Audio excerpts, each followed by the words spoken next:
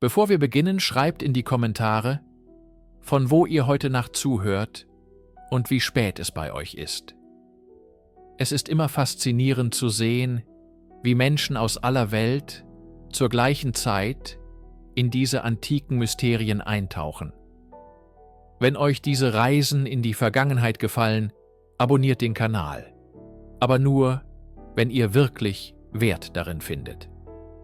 Lange bevor die griechischen Philosophen über Tugend debattierten, bevor die römischen Stoiker ihre Lehren von Gleichmut verfassten, halten am Ufer des Nils bereits Worte von tiefgründiger Weisheit wider. Worte, die nicht in Stein gemeißelt, sondern auf vergänglichem Papyrus festgehalten wurden. Eine Stimme aus der Dämmerung der Zivilisation. Wir sprechen von den Maximen des Ptahhotep, einem Text, der uns fast 4500 Jahre zurückführt, in eine Welt, die uns fremd und doch erstaunlich vertraut erscheint. Begleiten Sie mich zu den ältesten überlieferten Lebensweisheiten der Menschheit. Guten Abend. Begleiten Sie mich auf einer Reise in die Stille der Vergangenheit, an die Ufer des Nils, in eine Zeit, die fast unvorstellbar weit zurückliegt. Wir schreiben das 24. Jahrhundert vor unserer Zeitrechnung. Die großen Pyramiden von Gizeh sind bereits seit Generationen ein fester Bestandteil der Landschaft. Ihre einst leuchtend weißen Kalksteinverkleidungen spiegeln die unerbittliche Sonne Afrikas wider. Dies ist das alte Reich Ägyptens, eine Epoche von scheinbar unerschütterlicher Stabilität und tiefem Gottvertrauen, regiert von der 5. Dynastie der Pharaonen. In dieser Welt lebte und wirkte ein Mann namens Ptahhotep. Sein Name ist kein Mythos, keine Legende, sondern fest in den Annalen der Geschichte verankert. Er war keine schattenhafte Priesterfigur oder ein mystischer Seher. Ptahhotep war ein Mann von immenser weltlicher Macht und Verantwortung. Er trug den Titel des Wesirs, des höchsten Beamten im Staate, direkt unter dem Pharao selbst. Stellen Sie sich ihn vor. Ein Mann im fortgeschrittenen Alter, dessen Gesicht die Linien eines langen, ereignisreichen Lebens trägt. Ein Leben, verbracht in den Korridoren der Macht in der Hauptstadt Memphis, im Dienst seines Königs, des Pharaos Djedkare Isesi. Als Wesir war er das administrative Gehirn des Reiches. Er war der oberste Richter, der Vorsteher aller königlichen Bauten, der Schatzmeister und der Leiter der Bürokratie, die das Land zusammenhielt. Jeder Erlass, jeder Steuerbescheid, jedes große Bauprojekt lief über seinen Schreibtisch aus Papyrus. Er war der Dreh- und Angelpunkt, der dafür sorgte, dass der göttliche Wille des Pharaos in die geordnete Realität des Alltags umgesetzt wurde. Er war die Verkörperung des Prinzips der Ma'at, der kosmischen Ordnung, der Gerechtigkeit und Wahrheit. Doch am Ende seines langen Lebens war es nicht seine Macht oder sein Reichtum, den er der Nachwelt hinterlassen wollte. Es war etwas viel Subtileres, etwas Flüchtigeres und doch Unendlicheres. Seine Weisheit, die gesammelten Einsichten eines Mannes, der die Mechanismen der Macht, die Komplexität menschlicher Beziehungen und die zerbrechliche Natur der Ordnung aus nächster Nähe studiert hatte. Er war ein Architekt des Staates, der nun zum Architekten von Charakter werden wollte. Die Worte eines Mannes, so weise sie auch sein mögen, sind so vergänglich wie ein Atemhauch in der Wüstenluft. Wie also können wir heute, 4,5 Jahrtausende später, die Gedanken des Wesirs Ptahhotep kennen? Die Antwort liegt nicht in Stein gemeißelt, sondern auf einem der fragilsten Materialien der Antike geschrieben: Papyrus. Das Originalmanuskript aus der Feder von Ptahhoteps Schreiber ist für immer verloren, zerfallen zu Staub im trockenen Sand Ägyptens. Doch die Lehren selbst überlebten. Sie wurden als so wertvoll erachtet, dass sie über Jahrhunderte hinweg von Schüler zu Schüler, von Schreiber zu Schreiber weitergegeben und immer wieder kopiert wurden. Sie wurden zu einem Klassiker der ägyptischen Literatur, zu einem Grundpfeiler der Ausbildung für junge Männer, die eine Karriere in der Verwaltung anstrebten. Das bemerkenswerteste Exemplar, das uns erhalten geblieben ist der sogenannte Papyrus Prisse. Seine Entdeckungsgeschichte ist selbst ein kleines Abenteuer. In den 1840er Jahren erwarb der französische Orientalist Émile Pries d'Avennes dieses außergewöhnliche Dokument in Theben. Die genauen Umstände sind unklar, wie so oft bei den Antiquitätenfunden dieser Zeit. Es wird gemunkelt, er habe den Papyrus direkt aus den Händen von Grabräubern erhalten, die ihn im Sarkophag eines Beamten der 11. Dynastie gefunden hatten. Was er in Händen hielt, war eine der ältesten Bücher der Welt. Eine über 7 Meter lange Papyrusrolle, beschrieben in Hieratisch, der eleganten Kursivschrift der ägyptischen Schreiber. Dieser Papyrus stammte aus dem Mittleren Reich, etwa um 1900 vor Christus. Das bedeutet, dass die Lehren des Ptahhotep zu diesem Zeitpunkt bereits 500 Jahre alt waren und immer noch als relevant und lehrreich galten. Der Papyrus Prisse ist ein Fenster in ein Klassenzimmer der Antike. Wir sehen die sorgfältige Hand eines Schreibers, der einen ehrwürdigen Text für die Nachwelt festhält. Die Existenz dieses Artefakts ist ein stilles Wunder. Es ist ein zerbrechlicher Faden, der Kriege, den Zusammenbruch von Imperien, den Wandel von Religionen und Sprachen überdauert hat, um uns eine Botschaft der Weisheit aus der Geburtsstunde der Zivilisation zu überbringen. Um Ptahhoteps Worte wirklich zu verstehen, müssen wir uns in seine Welt versetzen. Schließen wir für einen Moment die Augen und reisen wir zurück in die Hauptstadt Memphis um 2400 vor Christus. Vergessen Sie das Bild einer riesigen Metropole aus Stein. Memphis war eine lebendige, weitläufige Stadt aus Lehmziegeln, durchzogen von Kanälen, die vom nahen Nil gespeist wurden. Es war ein Ort der Kontraste, geschäftige Märkte voller Händler aus Nubien und der Levante, Werkstätten, in denen Handwerker an Statuen und Grabbeigaben für die Elite arbeiteten, und dazwischen immer wieder grüne Gärten und stille Tempelbezirke, die den Göttern geweiht waren. Über allem thronte der Palast des Pharaos, das administrative und spirituelle Herz des Landes. Die Gesellschaft war streng hierarchisch geordnet, wie eine perfekte Pyramide. An der Spitze stand der Pharao, nicht nur ein König, sondern ein lebender Gott, die Inkarnation des Horus auf Erden. Unter ihm standen die höchsten Beamten wie Ptahhotep, die Priesterschaft, die die komplexen Rituale vollzog, und die Armee von Schreibern, die das Reich verwalteten. Darunter kamen die Handwerker, die Künstler, die Soldaten und an der breiten Basis der Pyramide die Bauern, deren Leben vom ewigen Zyklus der Nilüberschwemmung bestimmt wurde. Ihr Schweiß und ihre Arbeit waren das Fundament, auf dem dieser ganze glanzvolle Überbau ruhte. Das gesamte Denken und Handeln war von einem zentralen Konzept durchdrungen: Ma'at. Ma'at war mehr als nur ein Gesetz oder eine Göttin mit einer Feder auf dem Kopf. Es war die kosmische Ordnung, die Harmonie des Universums, Wahrheit, Gerechtigkeit und das richtige Maß in allen Dingen.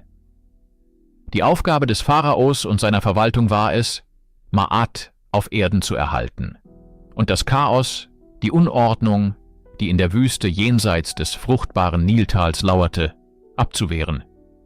Jede Handlung, jede Entscheidung wurde an diesem Ideal gemessen. Wenn Ptahhotep also über richtiges Verhalten, über Bescheidenheit, Ehrlichkeit und den Umgang mit Untergebenen schreibt, dann ist das kein einfacher Knigge. Es ist eine praktische Anleitung zur Aufrechterhaltung der Ma'at, im Kleinen wie im Großen. Denn die Ägypter glaubten fest daran, dass die Ordnung des Staates im richtigen Verhalten jedes Einzelnen wurzelte. Die Lehren des Ptahhotep beginnen nicht mit einem trockenen Befehl oder einer abstrakten These. Sie beginnen mit einer zutiefst menschlichen und berührenden Szene, einer literarischen Rahmenhandlung, die den Ton für alles Folgende setzt. Der Text führt uns direkt in den Thronsaal des Pharaos Djedkare-Isesi. Vor ihm steht sein treuer Wesir Ptahhotep, ein Mann, der laut dem Text das ehrwürdige Alter von 110 Jahren erreicht hat. Diese Zahl ist symbolisch zu verstehen. Sie steht für ein langes, vollendetes und von den Göttern gesegnetes Leben. Mit leiser, brüchiger Stimme spricht der alte Wesir zu seinem König. Er klagt nicht, aber er beschreibt die Last des Alters mit einer poetischen Präzision, die uns über die Jahrtausende hinweg anrührt. Die Augen sind schwach, sagt er, die Ohren sind taub, die Kraft schwindet, der Mund ist stumm und kann nicht sprechen. Das Herz ist vergesslich und kann sich nicht an das Gestern erinnern. Es ist das universelle Klagelied des Alterns, der Verfall des Körpers, während der Geist noch klar ist. Doch Ptahhotep ist nicht gekommen, um Ruhestand zu bitten oder sein Schicksal zu beklagen. Er hat eine Bitte von weitreichender Bedeutung. Er bittet den Pharao um die Erlaubnis, sein Wissen und seine Erfahrung an seinen Sohn weitergeben zu dürfen, der ihm im Amt des Wesirs nachfolgen soll. Er möchte ihn in der Rede derer, die einst gehört haben, unterweisen, in der Weisheit der Vorväter. Dies ist ein Akt von großer Tragweite. Ptahhotep will nicht einfach nur Anekdoten erzählen. Er will ein formales Vermächtnis schaffen, eine Anleitung für gutes Regieren und ein gerechtes Leben. Der Pharao, weit davon entfernt, den alten Mann abzuweisen, stimmt begeistert zu. Unterweise ihn, befiehlt der König, denn niemand wird weise geboren. Mit diesem königlichen Segen erhalten die Lehren eine offizielle, fast heilige Autorität. Sie sind nicht mehr nur die privaten Ratschläge eines Vaters an seinen Sohn. Sie sind nun ein staatlich sanktioniertes Handbuch für die zukünftige Führungselite Ägyptens. Diese elegante Einleitung etabliert die Lehren als einen Dialog zwischen der höchsten weltlichen Weisheit und der höchsten göttlichen Macht über die Kontinuität und Stabilität des Reiches. In der Stille eines sonnendurchfluteten Hofes, umgeben von den steinernen Zeugen einer ewigen Ordnung, entfaltet Ptahhotep eine Lehre, die so grundlegend ist, dass sie allen anderen vorangehen muss. Es ist eine Lehre, die nicht mit dem Sprechen beginnt, sondern mit dem Schweigen, mit der Kunst des Zuhörens. Für den alten Wesir ist dies keine passive Handlung, kein bloßes Warten, bis man selbst an der Reihe ist. Es ist der aktive, bewusste Akt, der Weisheit überhaupt erst ermöglicht. Er schreibt: Wenn du ein Anführer bist, der die Pläne der Menge lenkt, so höre geduldig die Rede eines Bittstellers. In diesem einen Satz liegt eine tiefe psychologische Einsicht. Stellen wir uns die Szene vor. Ein einfacher Bauer oder Handwerker, vielleicht nervös und eingeschüchtert, tritt vor den mächtigsten Mann des Reiches nach dem Pharao. Er trägt sein Anliegen vor.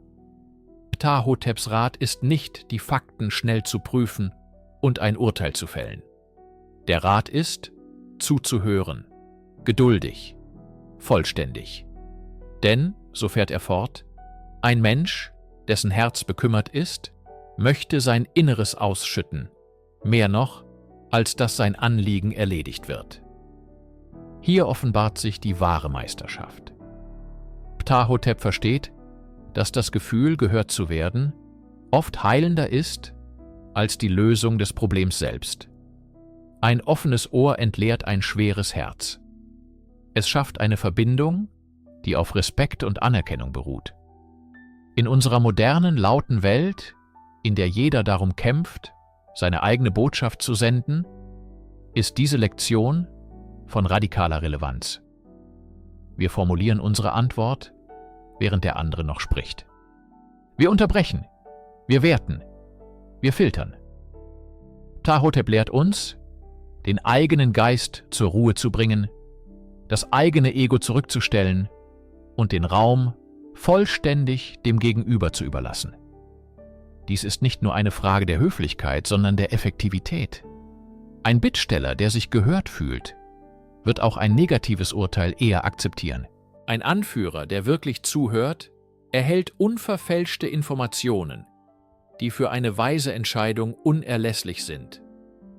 Das Zuhören ist somit der Schlüssel, der die Tür zur Wahrheit und zum Verständnis öffnet. Es ist die erste und wichtigste Zutat für das, was die Ägypter ein ruhiges Herz nannten. Die Voraussetzung für jede gerechte und kluge Handlung. Nachdem wir gelernt haben, unser Ohr zu öffnen, führt uns Ptah-hotep zur nächsten Stufe der Weisheit, der Haltung unseres Geistes. Es ist eine der berühmtesten und tiefgründigsten seiner Maximen. Sei nicht arrogant wegen deines Wissens. Dieser Satz, gesprochen von einem Mann, der an der Spitze der gebildetsten Gesellschaft seiner Zeit stand, ist ein bemerkenswertes Zeugnis intellektueller Demut. Ptah-hotep war kein bescheidener Mann im Sinne von Macht oder Status, aber er verstand die Natur des Wissens selbst. Er fährt fort: Berate dich mit dem Unwissenden ebenso wie mit dem Weisen. Denn die Grenzen der Kunst sind nicht erreicht worden, und es gibt keinen Künstler, der seine Vollkommenheit erlangt hat. Diese Worte sind ein direkter Angriff auf den intellektuellen Hochmut. Sie deuten auf ein Verständnis hin, dass Wissen unendlich ist, wie der Nil, der jedes Jahr neues, fruchtbares Land anschwemmt. Niemand kann behaupten, seinen gesamten Verlauf oder all seine Geheimnisse zu kennen. Die Arroganz, zu glauben, man wisse alles, ist für Ptah-hotep die größte Barriere für weiteres Lernen. Ein Geist, der sich für vollkommen hält, ist ein geschlossener Geist. Er kann keine neuen Informationen aufnehmen, keine neuen Perspektiven anerkennen. Die wahre Weisheit liegt also nicht im Besitz von Wissen, sondern im unermüdlichen Streben danach. Und dieses Streben erfordert Offenheit. Die Aufforderung, sich mit dem Unwissenden zu beraten, ist revolutionär. Es bedeutet, dass ein Gelehrter von einem Bauern etwas über die Jahreszeiten lernen kann, ein Architekt von einem Steinmetz etwas über die Beschaffenheit des Materials. Jeder Mensch, unabhängig von seinem Status, besitzt ein einzigartiges Wissen, das aus seiner Erfahrung stammt. Der Weise ist derjenige, der dies erkennt und zu nutzen weiß. Stellen wir uns einen Schreiber im Haus des Lebens vor, der über Papyrusrollen gebeugt ist. Er könnte sich in seiner Gelehrsamkeit sonnen, doch der weise Schreiber, nach Ptah-hoteps Lehre, würde seine Arbeit unterbrechen, um einem Töpfer zuzuhören, der die Eigenschaften verschiedener Tonarten erklärt. Diese Bescheidenheit ist keine Schwäche, sondern eine strategische Stärke. Sie fördert nicht nur das persönliche Wachstum, sondern schafft auch Harmonie in der Gesellschaft. Ein Anführer, der zugibt, nicht alle Antworten zu kennen und den Rat anderer einholt, wird respektiert und geschätzt. Ein Experte, der arrogant auftritt, erzeugt Widerstand und Neid.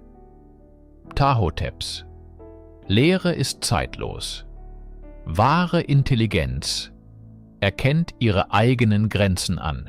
Nach dem Zuhören und der inneren Haltung der Bescheidenheit wendet sich Ptah-hotep nun der aktiven Kommunikation zu, dem Gespräch, der Debatte, der Rede. Seine Lehren hierzu bilden eine Art antike Rhetorik, die sich jedoch fundamental von der uns bekannten griechischen oder römischen Tradition unterscheidet. Das Ziel ist nicht, den Gegner mit brillanten Argumenten zu überwältigen oder das Publikum durch emotionale Appelle zu manipulieren. Das Ziel ist es, die Ma'at, die kosmische Harmonie, zu wahren und zu fördern. Der Schlüssel dazu ist Selbstbeherrschung. Ptahhotep gibt sehr spezifische Ratschläge für den Umgang mit Streitgesprächen. Er unterscheidet genau, mit wem man spricht.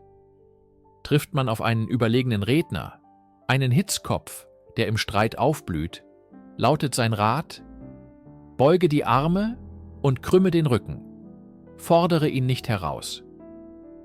Dies mag wie eine Aufforderung zur Unterwerfung klingen, ist aber in Wahrheit eine Taktik der strategischen Deeskalation. Sich auf einen sinnlosen, von Emotionen getriebenen Streit einzulassen, mindert nur das eigene Ansehen und führt zu keiner Lösung. Man bewahrt seine Würde, indem man sich dem Chaos entzieht.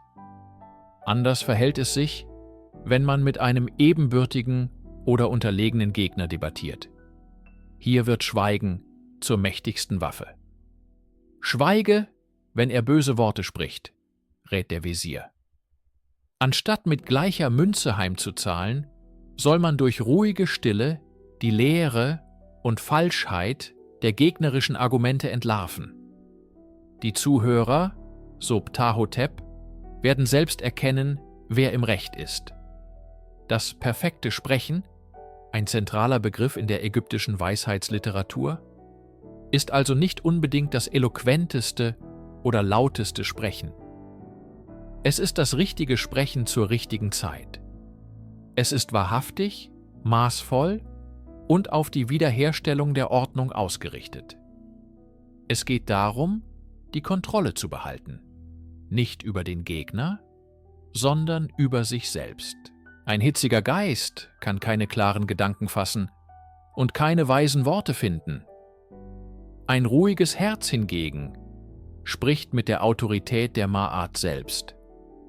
Stellen wir uns zwei Beamte vor, die über die Zuteilung von Getreide streiten. Der eine wird laut, gestikuliert wild, seine Argumente sind von Ärger gefärbt. Der andere, ein Schüler Ptahhoteps, bleibt ruhig. Er wartet, lässt den Sturm vorüberziehen und spricht dann wenige, aber wohlüberlegte Worte, die auf Fakten und Gerechtigkeit beruhen. Es ist offensichtlich, wessen Rat am Ende befolgt wird. Das ist die Meisterschaft im Gespräch, die Kunst, durch innere Ruhe äußere Harmonie zu schaffen. Alle bisherigen Lehren, das Zuhören, die Bescheidenheit, die beherrschte Rede, fließen wie einzelne Bäche in einen großen, mächtigen Strom. Dieser Strom hat einen Namen: Ma'at. Um Ptahhotep und das gesamte altägyptische Denken zu verstehen, müssen wir dieses zentrale Konzept begreifen. Ma'at ist weit mehr als nur unser modernes Wort Gerechtigkeit. Es ist die kosmische Ordnung, die Wahrheit, das Gleichgewicht, die Harmonie und die Rechtschaffenheit in einem. Es ist das unsichtbare Prinzip, das die Sterne auf ihrer Bahn hält, den Nil jährlich über die Ufer treten lässt und die menschliche Gesellschaft zusammenfügt. Für einen Wesir wie Ptahhotep war die Aufrechterhaltung der Ma'at auf Erden seine heiligste Pflicht. Seine Maximen sind daher kein abstrakter philosophischer Traktat, sondern eine zutiefst praktische Anleitung zum Leben in Übereinstimmung mit dieser kosmischen Ordnung. Er schreibt: Ma'at ist groß und ihr Wert ist beständig. Sie wurde seit den Tagen ihres Schöpfers nicht gestört. Das bedeutet, Ma'at ist ewig und unveränderlich. Sie ist der moralische Kompass, der dem Menschen den Weg weist, selbst wenn er unwissend ist. Jede Handlung, die Ptahhotep empfiehlt, ist eine direkte Anwendung von Ma'at. Geduldig einem Bittsteller zuzuhören, ist Maat. Nicht arrogant zu sein, ist Maat. Ehrlich und fair zu handeln, ohne Ansehen der Person, ist Maat. Korruption, Lügen, Gier und Gewalt sind das Gegenteil. Isfet, das Chaos. Isfet untergräbt die Gesellschaft und stört die kosmische Harmonie. Ein Beamter, der Isfet praktiziert, schadet nicht nur den Menschen um ihn herum, sondern dem gesamten Gefüge des Staates und letztlich sich selbst. Denn die Ägypter glaubten fest an ein Leben nach dem Tod, in dem jeder Einzelne für seine Taten zur Rechenschaft gezogen würde. Die berühmte Szene des Totengerichts, das Wiegen des Herzens, ist die ultimative Darstellung dieses Prinzips. Das Herz des Verstorbenen wird auf eine Waage gelegt. Auf der anderen Seite liegt die Feder der Maat. Ist das Herz schwer von den Untaten des Isfet, wird es von einem Dämon verschlungen. Ist es aber leicht und rein, weil es ein Leben in Maat geführt hat, wird dem Verstorbenen das ewige Leben gewährt. Ptahoteps. Lehren sind also eine Anleitung, wie man sein Herz leicht hält. Sie sind nicht nur ein Wegweiser für ein erfolgreiches Leben, sondern auch für eine gesegnete Ewigkeit. Gerechtigkeit war für die Ägypter kein soziales Konstrukt, sondern das Fundament des Universums selbst.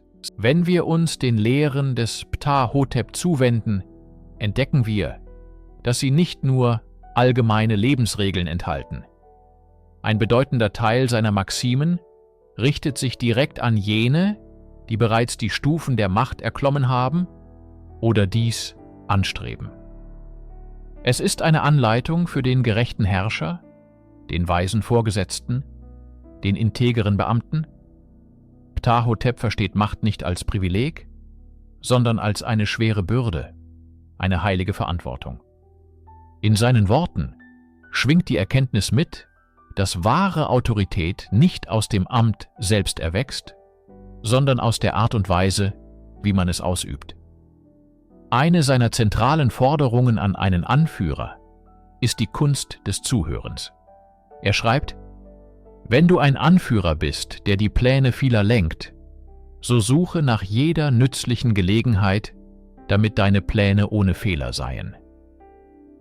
Dies impliziert eine aktive Suche nach Rat und die Bereitschaft, die eigene Perspektive zu hinterfragen. Besonders eindringlich ist sein Rat im Umgang mit Bittstellern. Er mahnt den Mächtigen, einem Klagenden nicht mit schroffen Worten zu begegnen, nur weil dieser seine Geschichte nicht flüssig oder klar vortragen kann. Entlasse ihn nicht, bevor er nicht alles gesagt hat, was er zu sagen beabsichtigte. Hierin liegt eine tiefe, menschliche Weisheit. Ein offenes Ohr für die Sorgen der Untergebenen ist nicht nur ein Akt der Güte, sondern ein fundamentales Werkzeug der Staatskunst. Es schafft Vertrauen und Stabilität. Ein Anführer, der seine Ohren verschließt, regiert im Dunkeln, abgeschnitten vom wahren Zustand seines Verantwortungsbereichs. Ptahhotep verknüpft die Ausübung von Macht untrennbar mit dem Konzept der Maat, der kosmischen Ordnung, der Gerechtigkeit und Wahrheit. Der Herrscher ist der oberste Diener der Maat. Seine Entscheidungen sollen nicht willkürlich sein, sondern das Gleichgewicht der Welt wahren. Die Maat ist groß und ihr Wert ist beständig, erinnert er uns. Ein Führer, der gegen die Maat handelt, sägt an dem Ast, auf dem er selbst sitzt. Seine Herrschaft wird brüchig und sein Vermächtnis wird eines des Unrechts sein. Diese 4500 Jahre alten Ratschläge sind von einer erstaunlichen Zeitlosigkeit. Sie warnen vor der Arroganz, die oft mit der Macht einhergeht, und plädieren für eine Führung, die auf Wissen, Gerechtigkeit und vor allem auf einem tiefen Verständnis für die menschliche Natur basiert. Aus der Verantwortung der Macht erwächst unweigerlich die Versuchung. Ptahhotep widmet sich einer der größten menschlichen Schwächen mit besonderer Eindringlichkeit: der Gier. Im alten Ägypten, einer Gesellschaft mit klaren Hierarchien und beträchtlichem Reichtum in den oberen Schichten, war die Gefahr des unersättlichen Verlangens allgegenwärtig. Der Wesir warnt davor mit der Präzision eines Arztes, der eine Krankheit diagnostiziert. Er nennt die Gier oder Habgier eine schlimme, unheilbare Krankheit. Diese Beschreibung ist bemerkenswert.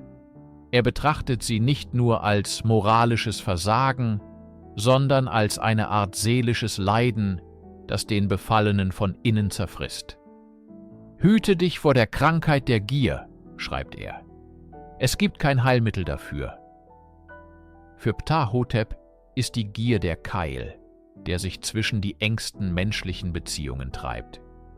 Er beschreibt, wie sie Ehemänner von ihren Frauen entfremdet, Väter und Mütter spaltet und Freunde auseinanderbringt. Der gierige Mensch ist letztlich allein, gefangen in seinem Streben nach mehr. Sein Fokus auf materielle Güter lässt ihn die wahren Schätze des Lebens übersehen: die Zuneigung der Familie, den Respekt der Gemeinschaft und die innere Zufriedenheit. Interessanterweise verurteilt Ptahhotep den Besitz an sich nicht.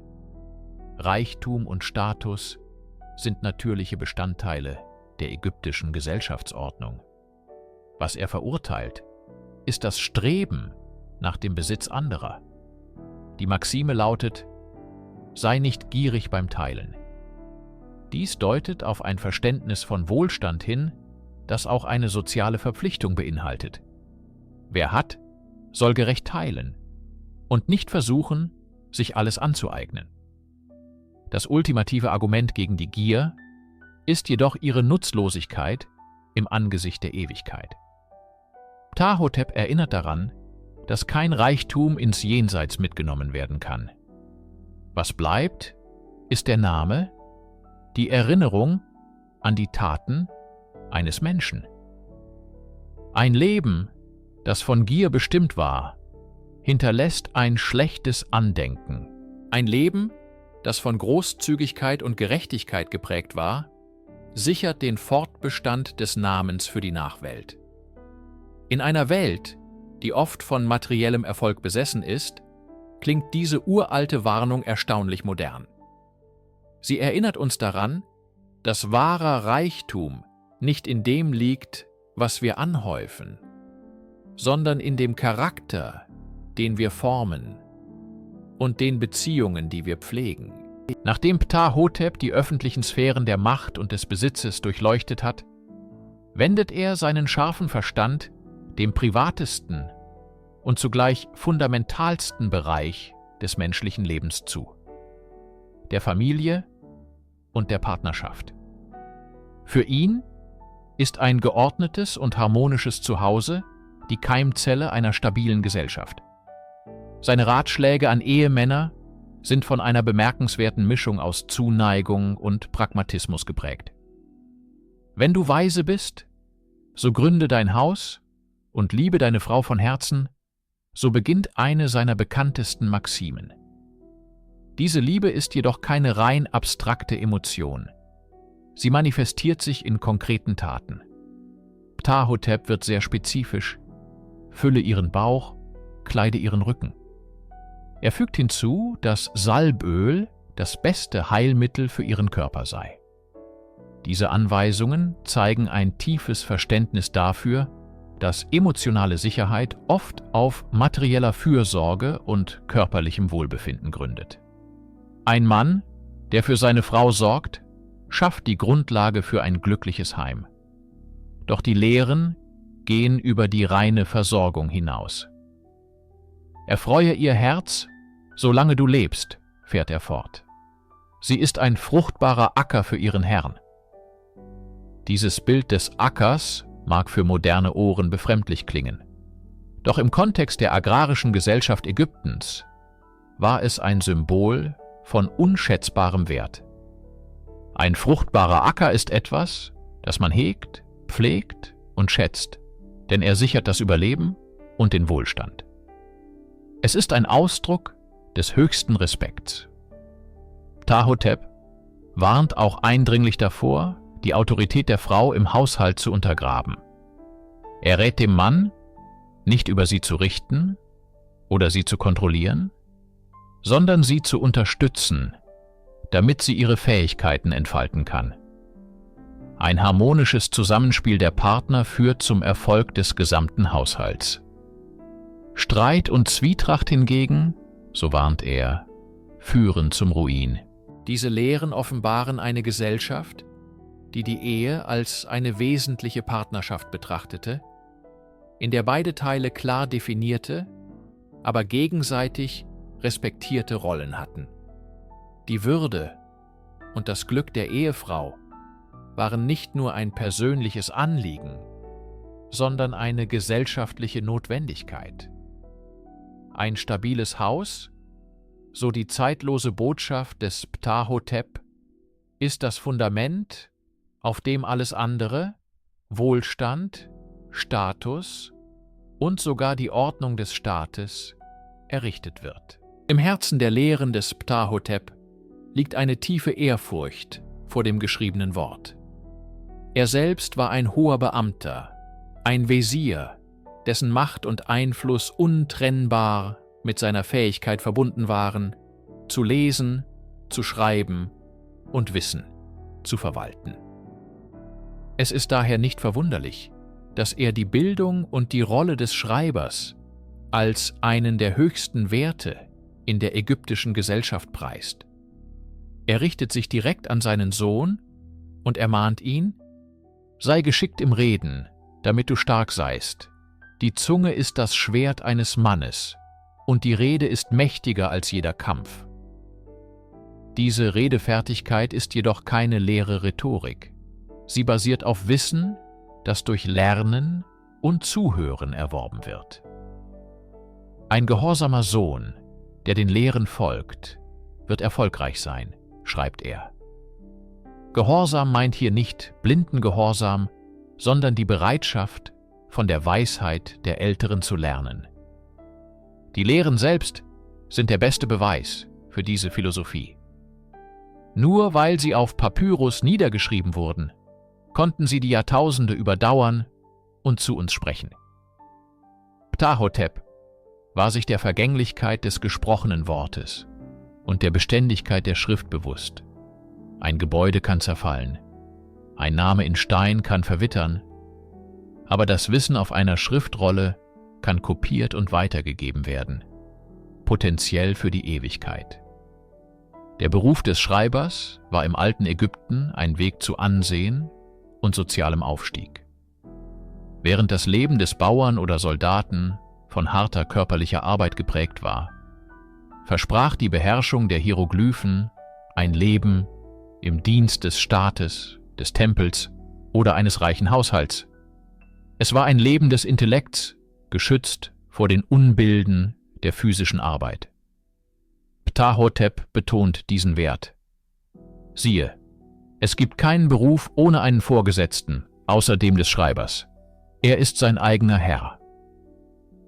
Diese Aussage unterstreicht die Autonomie und den Respekt, die mit diesem Beruf verbunden waren. Die Schreiber waren das Gedächtnis Ägyptens.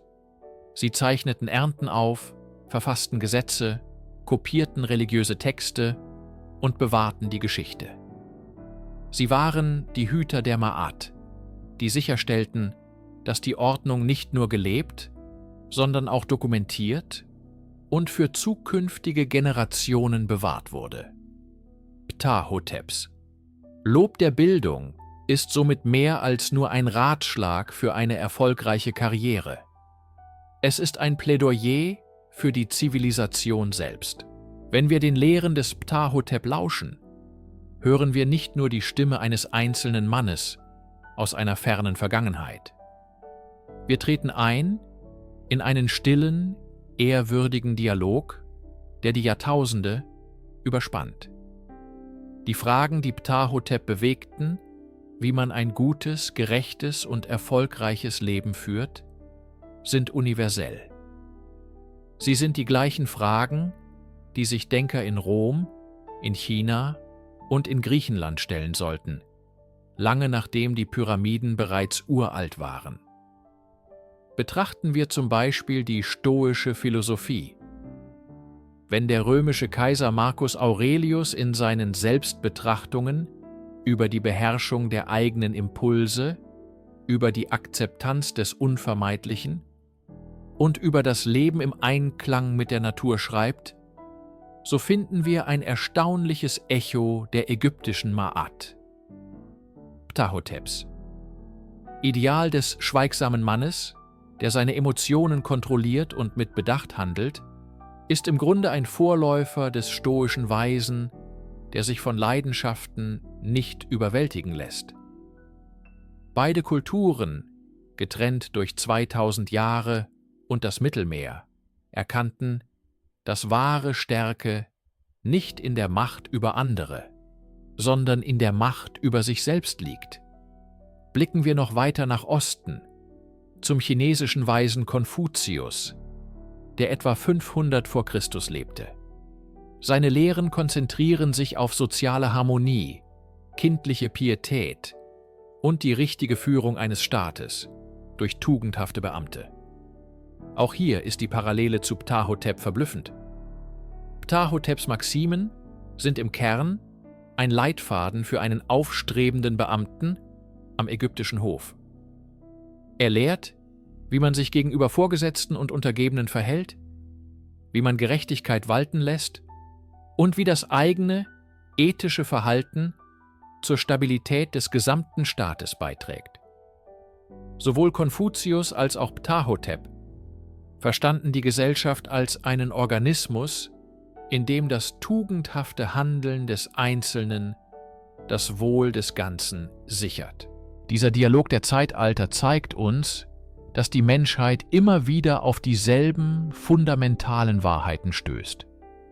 Die äußeren Umstände, die Sprache, die Götter mögen sich ändern, aber das Streben nach Ordnung, Weisheit und einem sinnvollen Leben ist ein Faden, der uns alle verbindet, von den Ufern des Nils bis in unsere heutige, komplexe Welt. In der Stille liegt eine besondere Kraft. Dies ist vielleicht eine der tiefsten Einsichten, die uns Ptahotep hinterlassen hat. Er prägte das Ideal des Geru, was oft mit der schweigsame Mann übersetzt wird.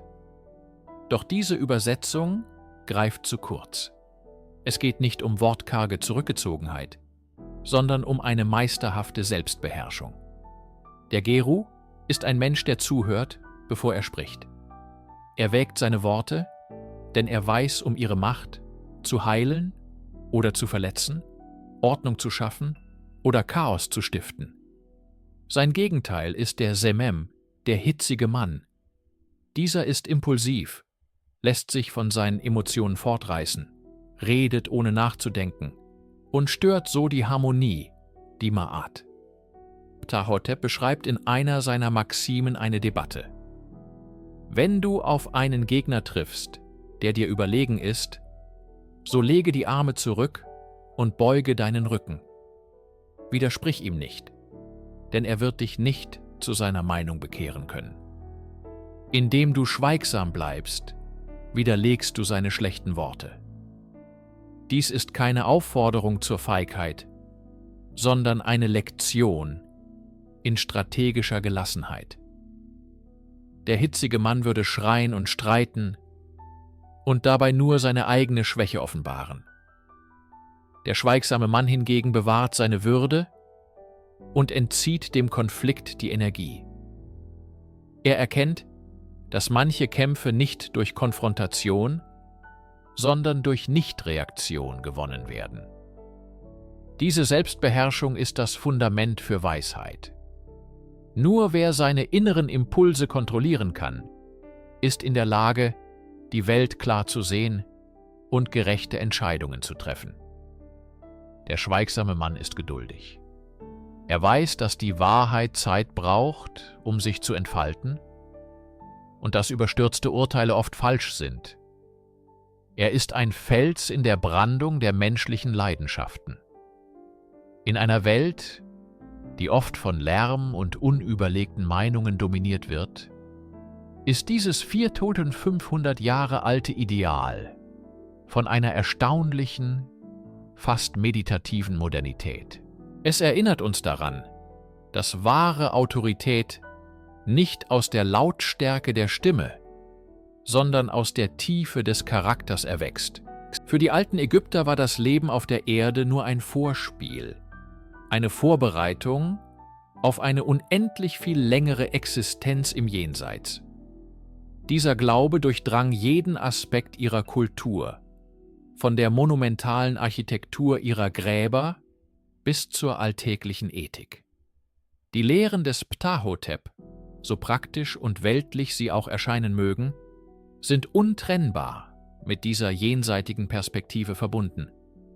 Sein Rat ist nicht nur ein Rezept für ein erfolgreiches Leben, sondern auch für einen erfolgreichen Tod. Der Schlüsselmoment im Übergang ins Jenseits war die Zeremonie des Wägens des Herzens. In der Halle der zwei Wahrheiten, so der Glaube, wurde das Herz des Verstorbenen auf eine Waage gelegt. Auf der anderen Schale lag die Feder der Ma'at, das Symbol für Wahrheit, Ordnung und Gerechtigkeit. Wenn das Herz, belastet von Lügen, Gier und Ungerechtigkeit, schwerer war als die Feder, wurde es von der Totenfresserin Amit verschlungen und die Seele hörte auf zu existieren. War das Herz jedoch leicht, im Einklang mit Ma'at, durfte der Verstorbene in das ewige Schilffeld, das Paradies, eintreten. Jede einzelne Maxime Ptahhoteps kann als Anleitung verstanden werden, das eigene Herz leicht zu halten. Sei nicht gierig, rät er, denn Gier beschwert das Herz. Verbreite keine Lügen oder üble Nachrede, denn Unwahrheit ist das Gegenteil von Ma'at. Sei gerecht zu deinen Untergebenen, denn soziale Ordnung auf Erden spiegelt die kosmische Ordnung wider. Das Streben nach einem guten Ruf und sozialem Aufstieg war also mehr als nur persönliche Ambition. Es war der sichtbare Beweis für ein Leben, das den Prinzipien der Ma'at entsprach. Ein Mann, der in hohem Ansehen stand und in Harmonie mit seiner Gemeinschaft lebte, konnte darauf vertrauen, dass sein Herz die Prüfung bestehen würde. Ptahhoteps Ethik ist somit eine Ethik für die Ewigkeit. Sie verbindet das Pragmatische mit dem Spirituellen und lehrt, dass jede Handlung, jedes Wort, jeder Gedanke ein Gewicht hat. Ein Gewicht, das am Ende über das ewige Schicksal der Seele entscheidet. Wir sprechen über die Lehren des Ptahhotep, als läge uns ein offenes Buch vor. Doch der Weg von einer Inschrift auf einem 4000 Jahre alten Papyrus zu den Worten, die Sie jetzt hören, ist lang, komplex und voller intellektueller Herausforderungen. Wir lesen nicht Ptahhotep, wir lesen eine Interpretation von Ptahhotep, gefiltert durch das Verständnis und die Sprache von Ägyptologen. Die altägyptische Schrift, die Hieroglyphen und ihre kursiven Formen ist von einer bildhaften Schönheit, aber auch von einer tiefen, semantischen Komplexität. Ein einzelnes Zeichen kann einen Laut, einen Gegenstand oder eine abstrakte Idee darstellen. Die größte Hürde ist jedoch nicht die Entzifferung der Zeichen, sondern die Übersetzung der Konzepte. Nehmen wir das zentrale Wort Ma'at. Wir übersetzen es mit Wahrheit, Gerechtigkeit, Ordnung oder Harmonie. Aber keine dieser Vokabeln erfasst die ganze Fülle des Begriffs. Ma'at war eine Göttin, ein kosmisches Prinzip, ein ethischer Leitfaden und ein soziales Ideal in einem. Jedes Mal, wenn ein Übersetzer sich für ein Wort entscheiden muss, geht ein Teil dieser Vielschichtigkeit verloren. Ein anderes Beispiel ist Geru, der schweigsame Mann. Ist er still, gelassen, selbstbeherrscht, diskret? Jede Wahl betont einen anderen Aspekt dieses Ideals. Verschiedene Gelehrte haben die Maximen im Laufe der Jahrzehnte immer wieder neu übersetzt, und jede neue Version wirft ein etwas anderes Licht auf den Text. Manche betonen den poetischen Charakter, andere die juristische Präzision, wieder andere die philosophische Tiefe. Diese Unsicherheit ist jedoch kein Grund zur Resignation. Im Gegenteil, sie lädt uns zur Demut und zum aktiven Mitdenken ein. Sie erinnert uns daran, dass wir es mit einer fernen, fremden Kultur zu tun haben, deren Denkweise wir uns nur annähern können. Das Studium von Ptahhoteps Lehren ist daher nicht nur das passive Aufnehmen von Weisheit, sondern auch ein faszinierendes Puzzle, ein fortwährender Versuch, zwischen den Zeilen zu lesen und die Nuancen einer der ältesten und tiefgründigsten Zivilisationen der Welt zu ergründen. Ein Gedanke einmal in die Welt gesetzt, ist eine flüchtige Sache. Eine gesprochene Weisheit verweht mit dem Wind. Wie also konnte die Stimme des Ptahhotep, ein Flüstern aus der 5. Dynastie, die Stürme von 4,5 Jahrtausenden überstehen? Die Antwort liegt nicht in Stein gemeißelt, sondern auf dem zerbrechlichsten aller Materialien geschrieben: Papyrus.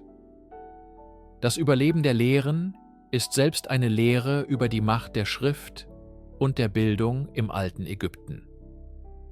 Ptahhoteps Maximen wurden nicht als heiliger, unveränderlicher Text behandelt, sondern als lebendiges Lehrmaterial. In den Schreiberschulen, den Zentren der ägyptischen Verwaltung und Kultur, wurden seine Worte zum Fundament der Ausbildung. Generationen von jungen Schreibern lernten nicht nur die kunstvollen hieratischen Zeichen, indem sie die Lehren kopierten, sie absorbierten gleichzeitig die ethischen Grundsätze, die das Fundament ihrer Gesellschaft bildeten. Jede Abschrift war ein Akt der Bewahrung, eine Erneuerung des kulturellen Gedächtnisses. Der berühmteste Zeuge dieses Prozesses ist der Papyrus Prisse, der heute in der Bibliothèque Nationale de France in Paris aufbewahrt wird. Er stammt aus der Zeit des Mittleren Reiches, etwa 600 Jahre nach Ptahhoteps Tod.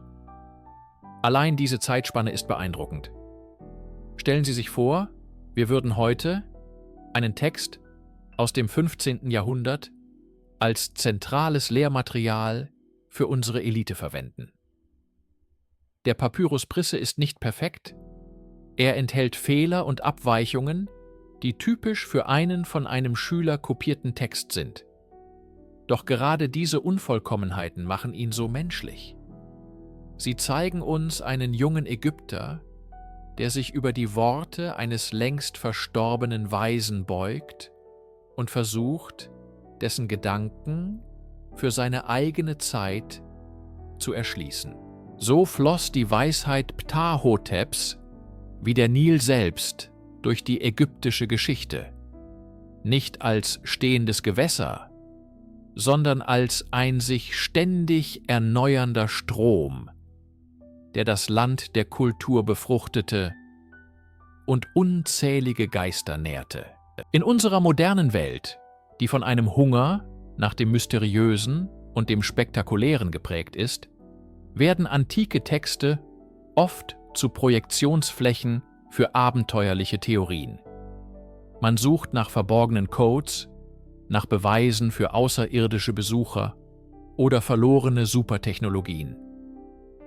Auch die Lehren des Ptahhotep bleiben von solchen Interpretationen nicht gänzlich verschont.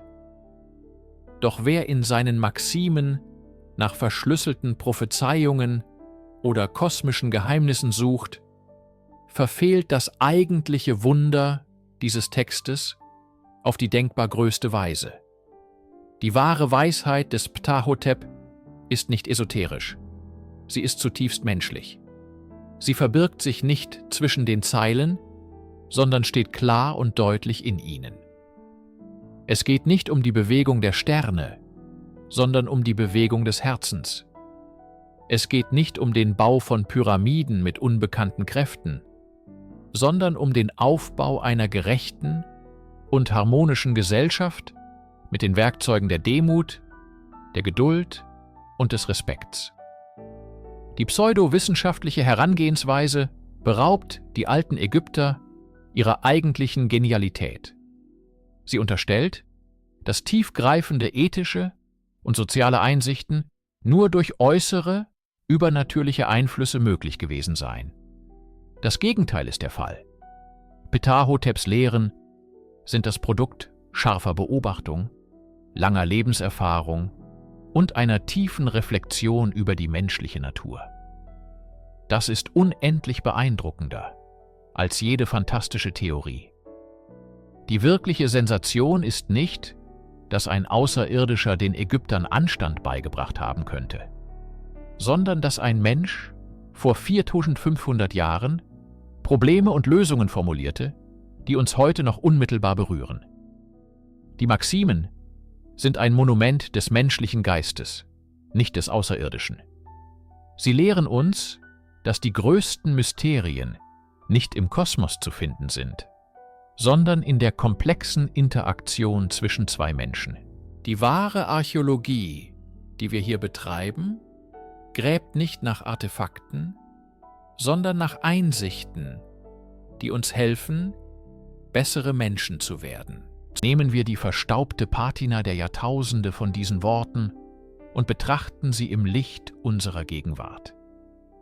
Was bleibt von der Weisheit eines Wesirs aus dem Alten Reich in einer Welt der künstlichen Intelligenz, der globalen Vernetzung und der sozialen Medien? Erstaunlich viel.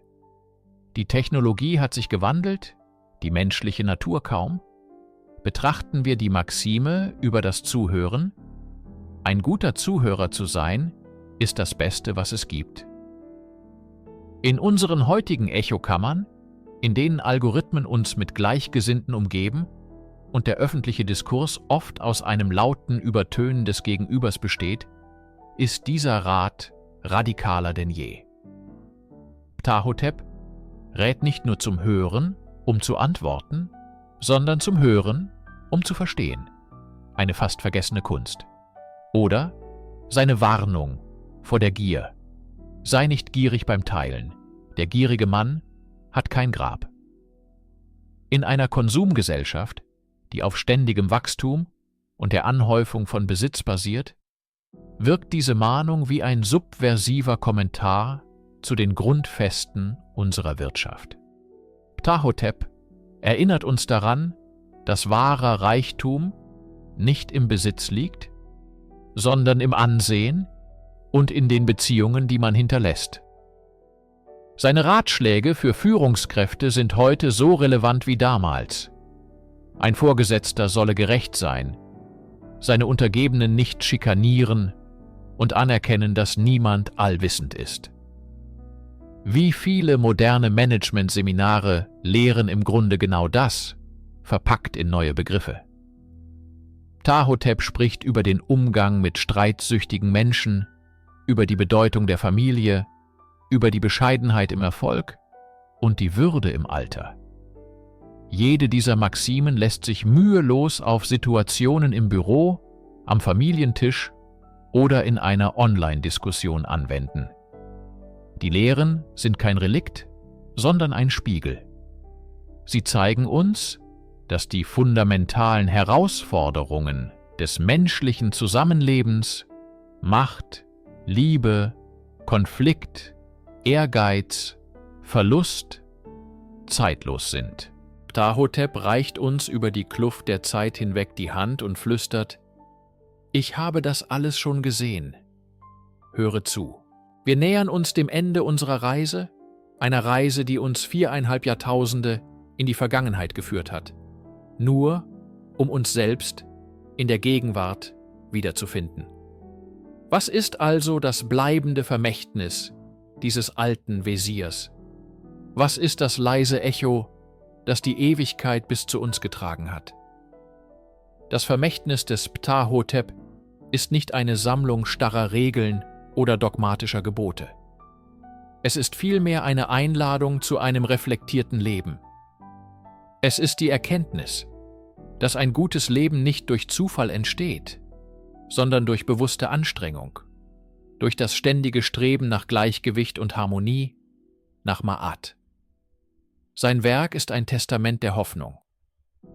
Es zeigt, dass Weisheit von einer Generation zur nächsten weitergegeben werden kann, dass die Mühen eines einzelnen Lebens Früchte tragen können, die weit über das eigene Grab hinausreifen.